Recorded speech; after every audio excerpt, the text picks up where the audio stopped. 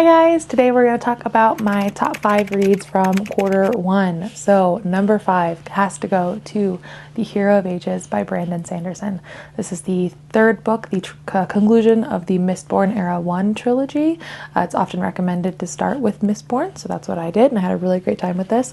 There was a couple pieces leading up to the conclusion in this book that I guessed, but the overall, how everything came together, all of the twists and turns I never could have predicted. It made me cry, and we all know I love when a book can make me cry, so highly recommend. 5 stars. It was great. I also finished it on January 1st, so it was a really high note to start the year on.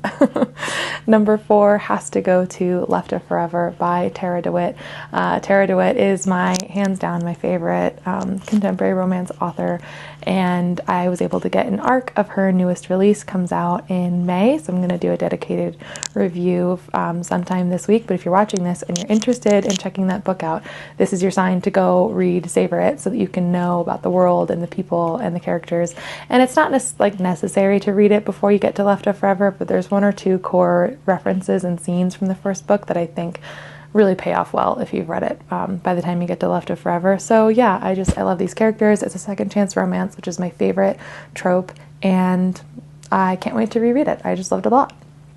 Number 3 goes to Our Infinite Fates by Laura Steven. I was so impressed by this. This is a YA fantasy, YA romantasy, and I don't often annotate books, but something about this story really spoke to me. I loved her writing. I loved these characters, and I was just so impressed. It also made me cry. So yeah, I think every book on this list has made me cry. So it gets my stamp of approval if it can make me cry, but I loved it. Go read it.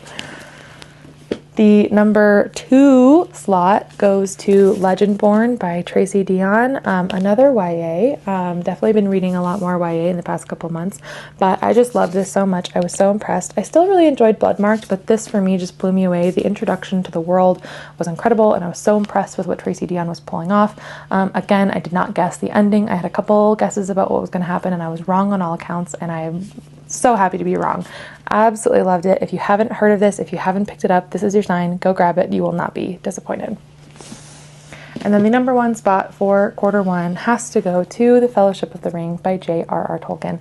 This story means so much to me. I've loved the movie since I was a kid, and I'm so happy I finally made time to read the books.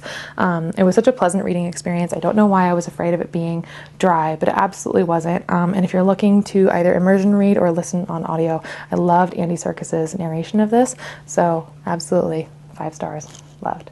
What were your top reads of the first 3 months of the year? I would love to hear. Thanks. Bye, guys.